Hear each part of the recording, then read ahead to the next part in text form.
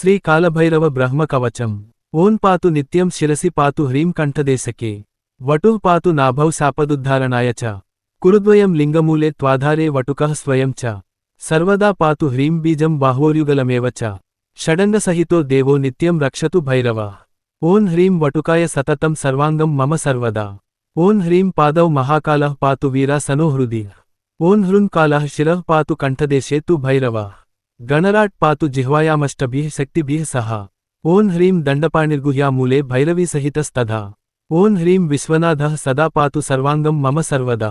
ఓం హృం అన్నపూర్ణా సదా పాతు చాంసౌ రక్షతు చండికా. అసితాంగః శిరః పాతు లలాటం రురు భైరవ.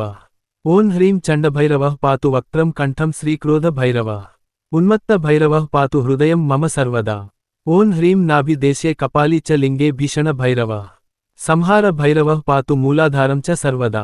ఓం హృం బాహుయుగ్మం సదా ఆపద్ భైరవో మమ కేవలం. హంస బీజం పాతు హృది సోహం రక్షతు పాదయోః. ఓం హ్రీం ప్రాణాపానం సమానం చ ఉదానం వ్యానమేవ చ. రక్షంతు ద్వారమూలే తు దశదిక్షు సమంతతః. ఓం హ్రీం ప్రణవం పాతు సర్వాంగే లజ్జాబీజం మహాభయే. ఇతి శ్రీ కాలభైరవ బ్రహ్మ కవచం ప్రకీర్తితం. కాలభైరవుడు శివుని యొక్క రౌద్ర అవతారం.